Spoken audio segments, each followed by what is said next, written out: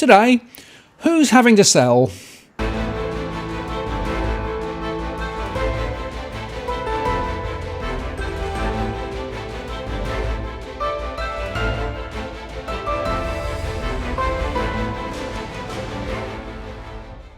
Hello again, it's Martin North from Digital Finance Analytics, one latest post covering finance and property news with a distinctively Australian flavour. Today I'm joined again by our property insider Edwin Almeida. Hi Edwin. G'day Martin, how you going? Not bad, hanging in there, you? Yeah, I'm just preparing for the second lockdown. That's why I'm not in costume. Haven't got time to prepare costume. I need to go out and buy some toilet paper and some baked beans and and Spam and all that shit. Yeah, well, it's not looking good in Victoria. Another 165 cases or something, I think, today. And they're talking about it sort of climbing towards the border and over the border. So, yeah, I think... I think it's already shut the border, to be quite frank with you, Martin. I think we've the too much complacency in all government, at all levels of government. And quite frankly, without getting into too much detail, we've just become too complacent, too laid back, perhaps. Things should have been done a lot earlier, like as we've spoken. That should have been done months ago as well. Yeah. So the point is, I think that people have perhaps, taken the government at its work about the V-shaped recovery, and it's all springing back, and we're past it. And in fact, we're not past it at all. We've until such time as this thing is actually eradicated, either via a vaccine or some other mechanism, this is going to go on, and it's going to be more bushfires. And unfortunately, small bushfires can turn into big bushfires very, very quickly. Yeah, and I think they're going to be infernos, to be quite honest. Yeah. The simple fact is that the government are too complacent as well with a lot of the, and they're all over the shop. With regards to social distancing, what they consider as social distancing. I've been going to open house inspections, inspecting homes and properties for clients, and I just I either get there half an hour before the open, or I wait until everybody goes and then I go in.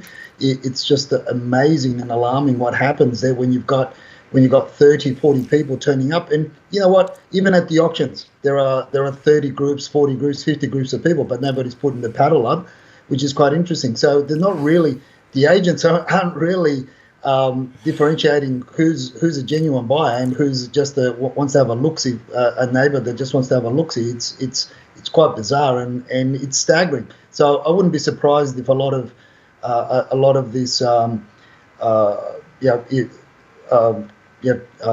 transmissions happen in open homes, to be quite frank. It's quite alarming as to see what's happening out there. Yeah, unfortunately, anywhere where there's close proximity, there's a risk. But look, let's talk about the property sales, because there's a lot going on, and frankly, a lot of the mainstream media aren't really reporting this very straight at the moment, it seems to me. But looking at it from what you're seeing on the ground, what are the things that you're noticing? Look, there are a number of things. The first one that we've briefly discussed, and that is the what I am seeing when I do the background research on the property, the values, when it was bought, when it was sold, and just do a bit of background investigating on the property. I've been noticing that more and more I'm coming across sale dates of over the last 3 to 5 years, and I find that really interesting. And quite a number of properties that I've attended of late, they go to auction with a price guide, let's say 10, 15, even 20% above what people paid for in 2018, but they're not getting any bids, and if they are getting bids, they're only just meeting what people pay for in 2018 or 2017. I'm chasing a property for a client at the moment in and around the Chatswood area. The owner wanted 2.2 to 2.3. That was the guide. It got passed in with no bids, or a vendor bid for that matter, which was rather interesting. There was something like 50 groups at the auction, and I was chatting with the agent, and they told me they've got an offer on the table at 1.9. Now that property was bought just over 12 months ago, probably 13, 14 months ago, and they paid $1,880,000. So do the math. Now, and on top of that, I believe that that owner put in between $100,000 and $150,000 to finish the renovations. So She wanted to get an offer from me for my client. And I quite frankly said, how much of a haircut does your client want to take? Because it ain't even going to be as what she paid for. Yeah, and look, I'm seeing this all over the place. So I get quite a few people who tell me stories about what's gone on. And I think you've put your finger on something important, that actually a lot of the sales are actually of relatively recent purchases, which, is interesting, because that suggests to me not a planned sale, but rather a sale that is being forced. And I think there's a few different reasons. Obviously, a lot of them are investment properties, but also people with owner occupation are also doing the same. And in my surveys, I'm seeing that this progressive financial pressure that so many households are on basically are now getting to the point where they're going to have to, they know they've got to do something. And so there's a little bit of a sense of, well, if I'm going to sell, I need to put it on the market soon, because prices are likely to fall. I'm going to lose more if I wait. The question is, of course, and as you make the point, are they prepared to take a haircut? Because if not, they're unlikely to shift it.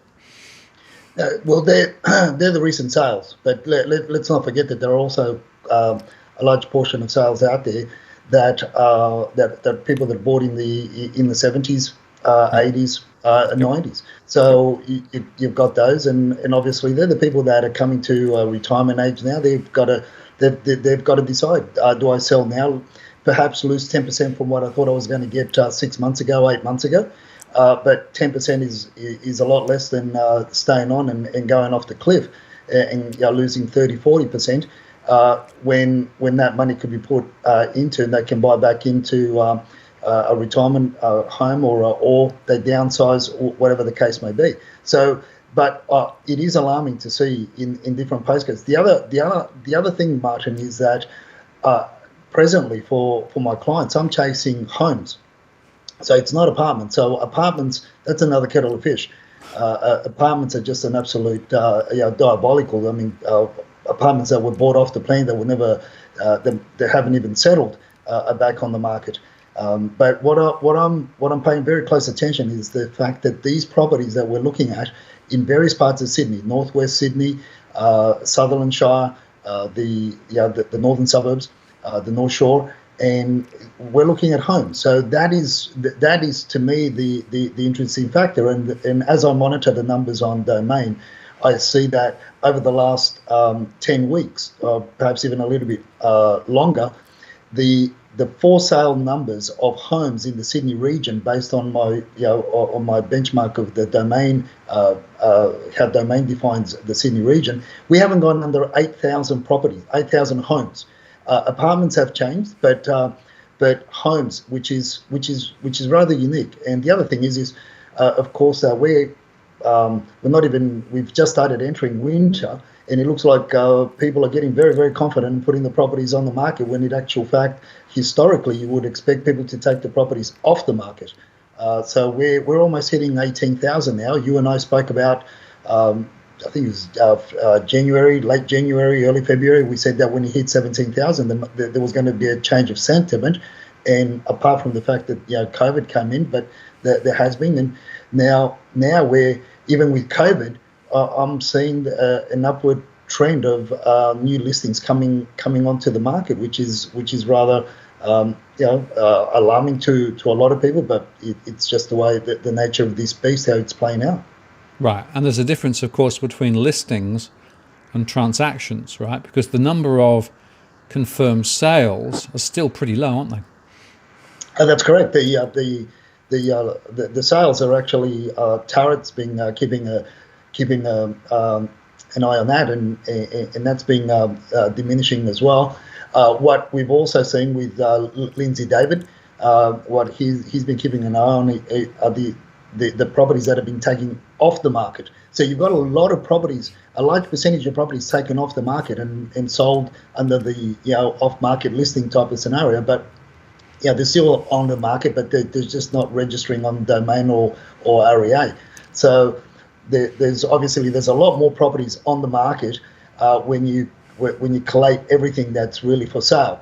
but I just use the figures that are given by domain so that nobody can say, oh, you changed the landscape, or you changed the regions, or you changed this, or you changed that, and you didn't change your underpants, all that sort of stuff, whatever, all these Twitter trolls that you get online and so forth.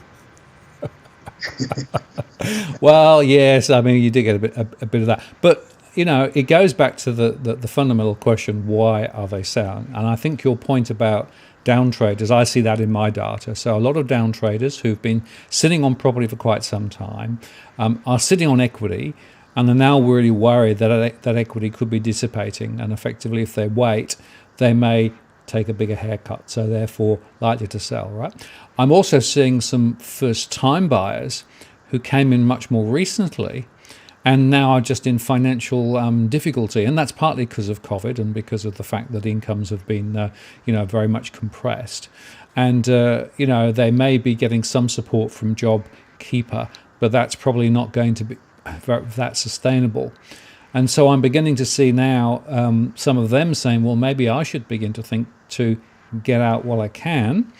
As Tony Lacandro says, you need one bigger fool to be able to actually get a sale, right? Well, that's correct. And the other thing, Martin, is the fact that if you run the math, you'll find out that why keep a property that's losing value that you bought for let's say $1 million or 800 to 1.2, 1.4 million, and when you can actually rent it for what the interest rate on that loan that they're currently paying is in the same area.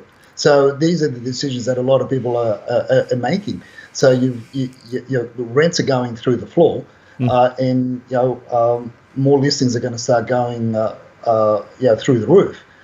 So it only means that it's going to be is it going to be a faster derailment of this train? I think it is. I think it's going to catch a lot of people unawares. No matter, and I've been saying for months now, no matter what the government throws at it, it's too little, too late. It's quite frank, it's too big for the government to hold on. Now, Lindsay David put out some information, and he said that the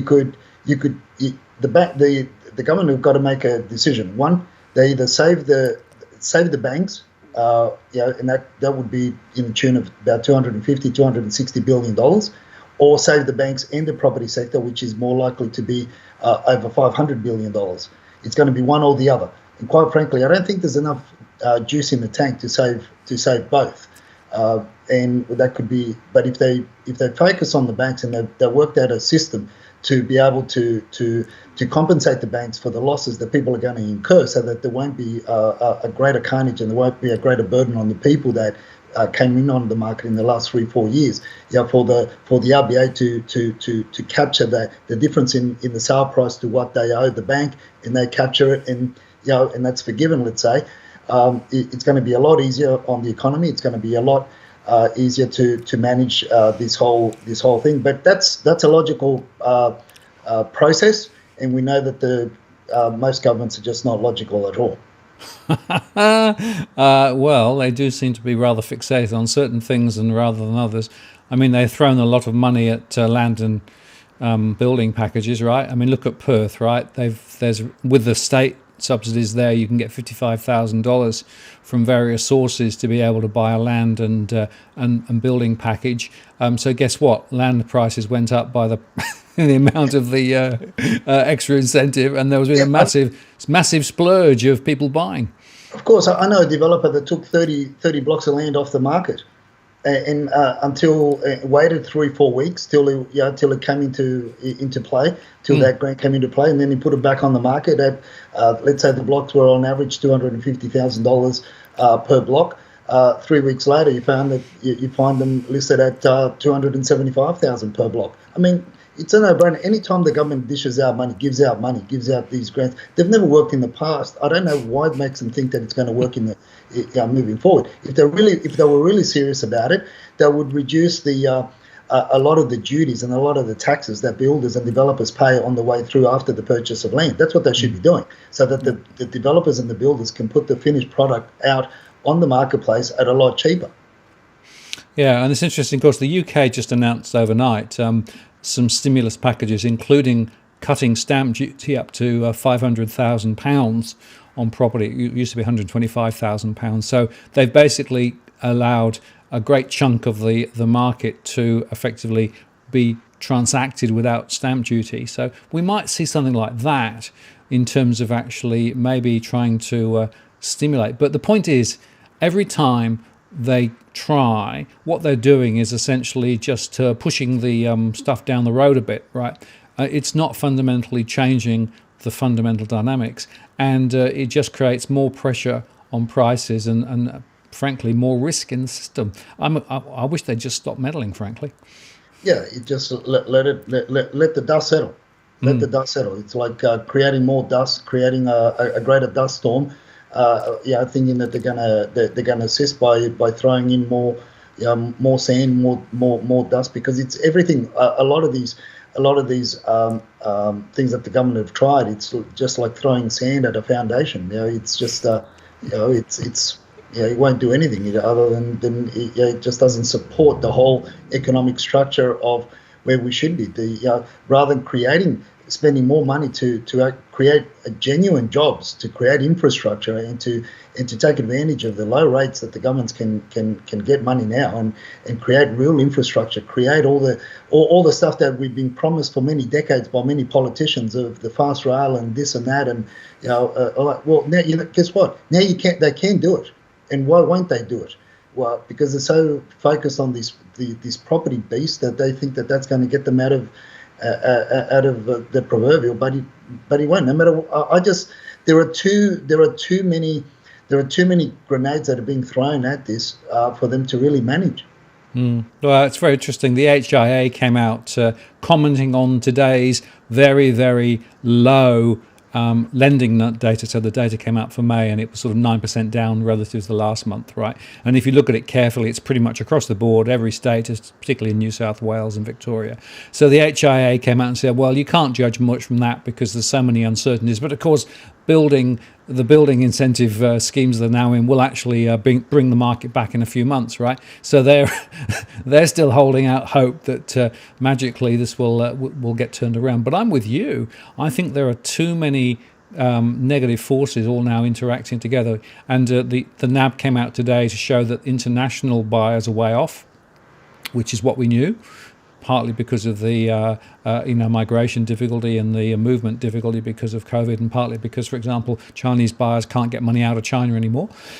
So that's one factor. The second is, of course, that we've got a lot of property investors whose rentals have dropped, and Domain published data today to show that in Hobart, I think rentals are down significantly, in the quarter, 8 or 9%, I think, and 3% in Melbourne, something like that. So those are big numbers.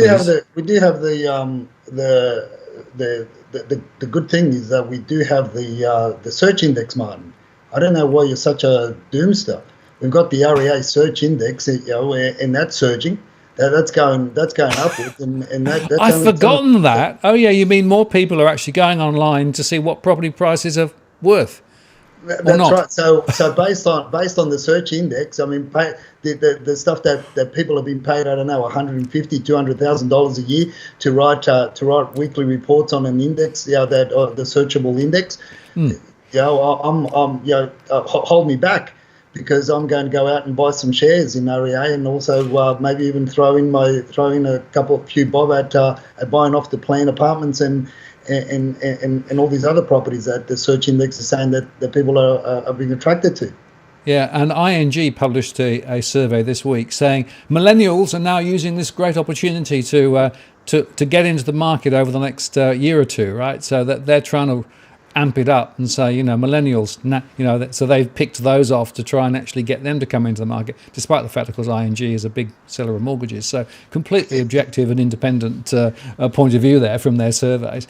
In your surveys, Martin, the question is going to be how many millennials are going to have a job. Yeah.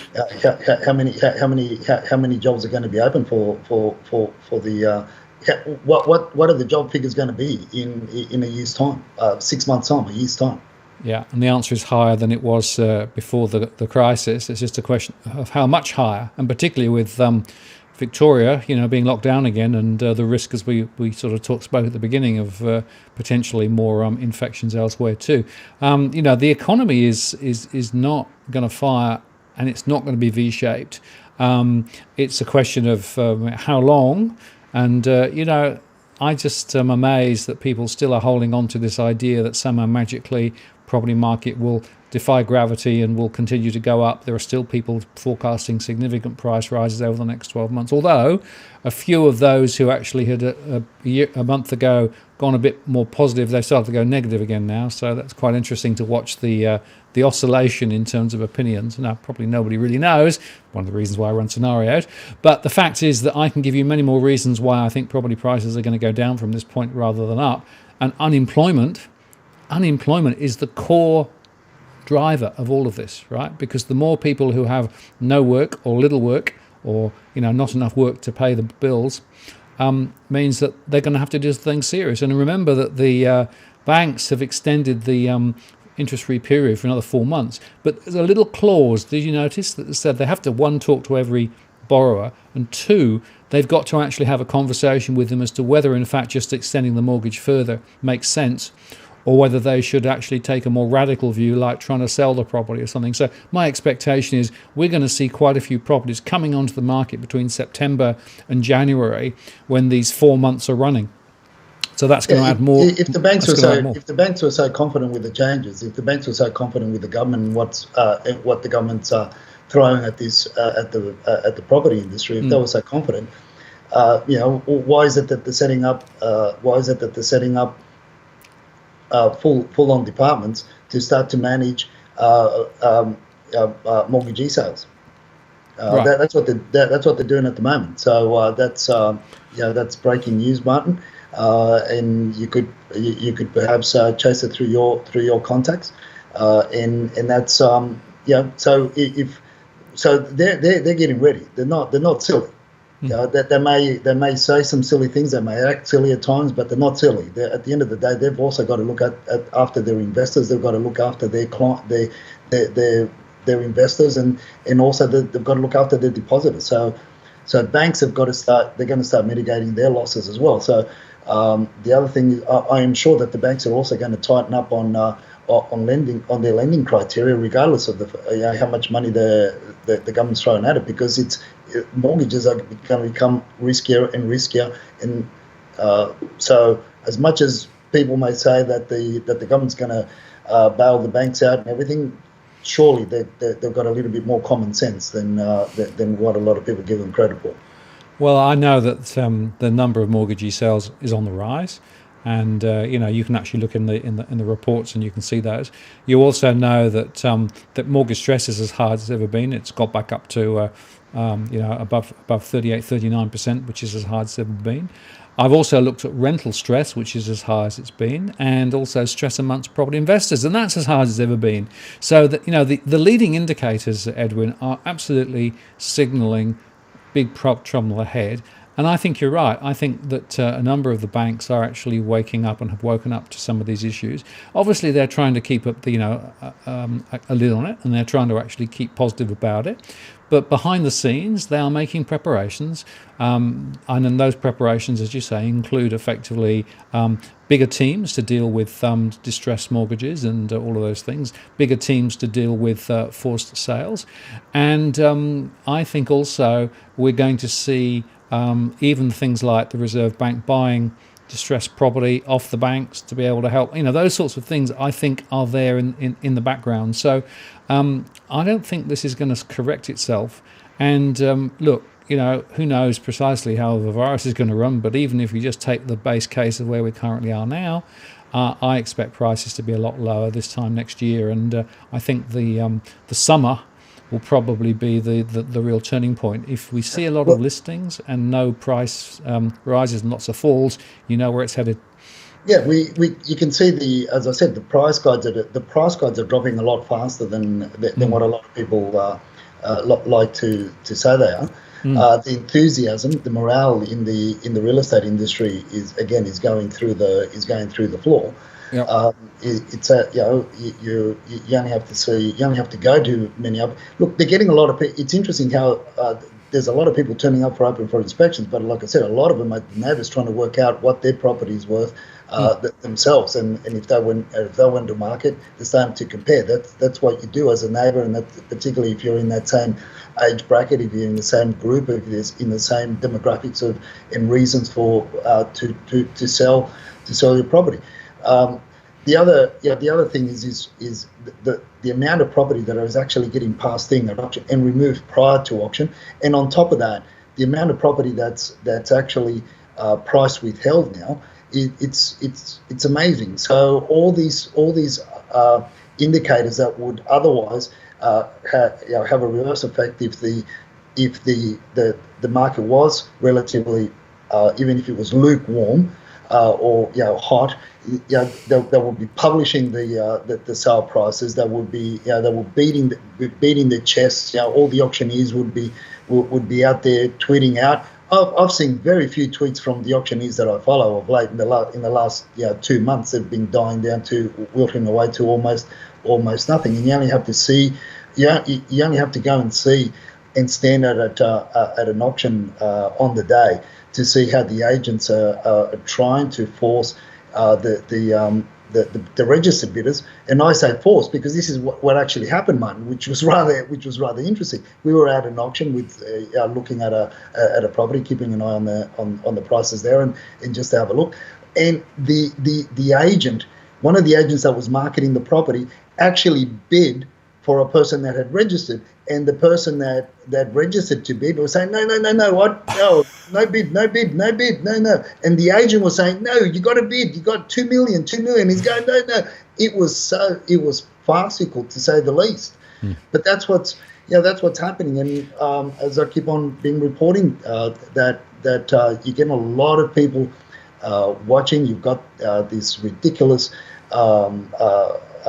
search index that REA have put out, and you really need to have a talk to narrative there. I don't know, she's a good friend of yours. What the hell's going on? But it's not converting into sales, which is what really matters, and which really matters to my industry, because no sales, no income. Guess what? It's 8,500 offices in New South Wales that are losing revenue. Well, I try to get Nerida to come on, but she's not doing as much stuff as she was. So, Or Cameron. Yeah.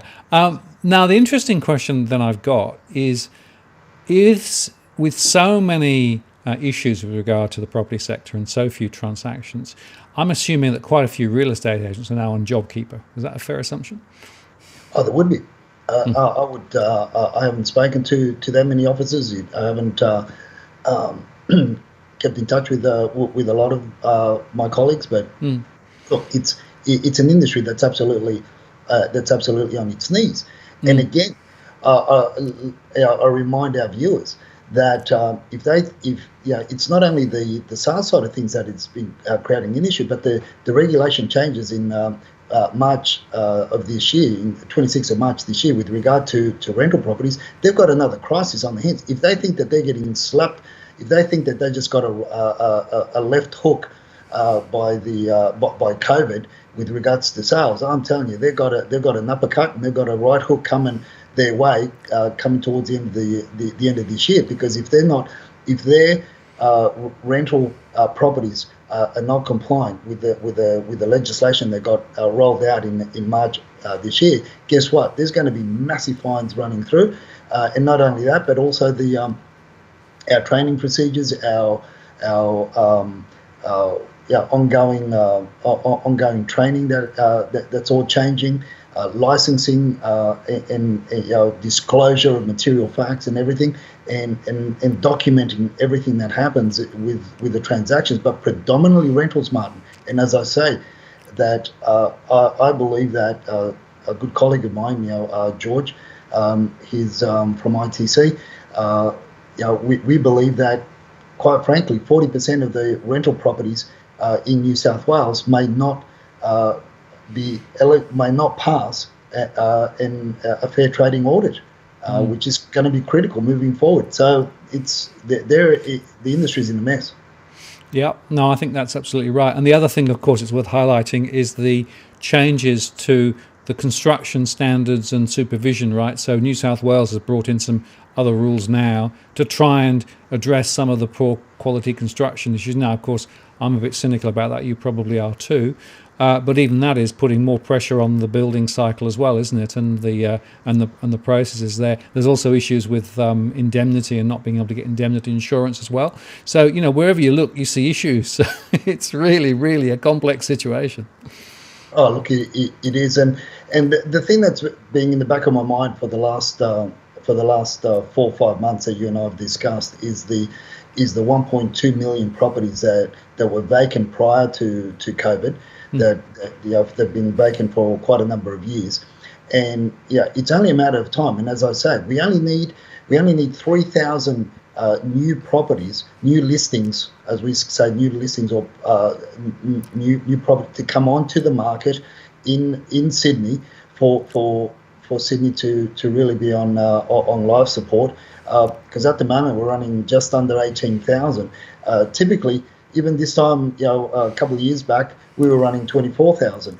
But if we went back to 2018 numbers, even 2019 numbers, for listings on market for the Sydney region, if we went back to 19, which was lower than 2018, we'd be struggling. Like I said, I think 3,000. Now we're talking about 1.2 million properties that have been vacant for many years, and a lot of them are in the East Coast, and a lot of them are owned by overseas investors. Now, it doesn't, you don't need to be Einstein to figure out what's happening over in China and parts of Asia to know how much economic pressure they're in. So we only need 3,000 in Sydney out of those 1.2 million. It's not a lot, Martin. It really isn't a lot, and that's really going to have a major turnaround in greater loss of enthusiasm and sentiment from sellers, and the pool of buyers is diminishing. So that's off to the side. But as I said, we're in winter. Wait until we get to spring, where typically numbers go surge upwards. What's going to happen then when all these buyers, your normal trends start coming on? So we could end up with 25,000, 27,000, 30,000 properties on the market at a blink of an eyelid. And guess what? The pool of buyers is diminishing by the week because more and more people are being laid off. Yeah, no, I agree, Edwin. I think we should have a look at a bit more detail at perhaps some of the recent transactions. Why don't you come on the live stream on, let's say, the 28th of July, right? And we'll get some data from Cookie Boy, and perhaps we'll go through a few specific examples and show people just the difference between asking price and settlement price, because I think people will be surprised just by how far prices are sliding, and that's probably a really good way of doing it. Yeah, look, it is. I think it's a great way of doing it. And let's face it. I've put up some tweets of what the hedonic predictive index says. Tells people that they're going to get at the on the sale and get. But you know what, Martin? It's laughable because even 80% of agents rely on that predictive index that CoreLogic put out at the back end. When agents do the market appraisals, and which is rather concerning. And then then that's how they base the guides to the actual sales prices. And I look at the year as to how much that's dropped, like the transactions of the particular year. In some properties below what they got bought 2 years ago. I've got a couple of interesting auctions to go to at the end on Saturday, one in Kellyville and one in Chatswood, and it's going to be very, very interesting. One is a mortgagee in possession.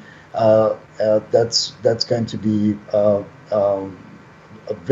think it's going to be a critical sale for that pocket, and the other one is a property that the hedonic says it's worth 2,550,000 as the predictive guide. The agent is guiding that property at 1.49. So I'd be interested to see what he gets on the day. I'd be surprised if he gets 1.3 on the day, to be honest with you. But that's out there. In information, the data that's been given out by REA, CoreLogic, and that, it's just all over the shop. Yeah. No, I agree, and we should share some more of that information. So, folks, mark your diaries. 28th of July, we'll have Edwin on live, and you can ask him some questions, and we'll go through some data and try and demonstrate in real tangible ways just how far prices are moving. The fact is that those indices really give you very little read at all as to precisely what's going. You have to get granular, you have to get local. And as soon as you start doing that, that's when you see the significant falls. And as you also said, Edwin, if you're looking at units, then it's that plus a whole lot more, because basically units are just on the nose, aren't they? Yeah, look, and I'd really like you to invite Merida to that podcast as well, and maybe even Cameron Kushner from CoreLogic.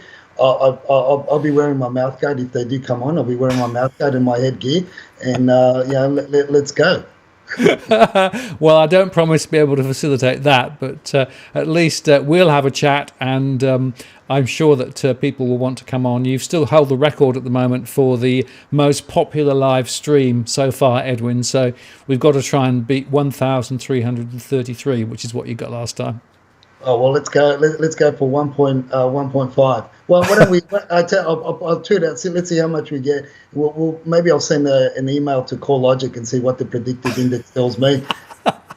Yeah, that's right. We need a hedonic index to forecast how many viewers are going to actually hit Edwin on the night. Edwin, I appreciate your time. It's always a great pleasure to get your thoughts and to get them, real from frontline issues, particularly now. And I look forward to chatting with you again on the 28th. So we'll see you then. Looking forward to it, Martin. All the best. Cheers. Thanks.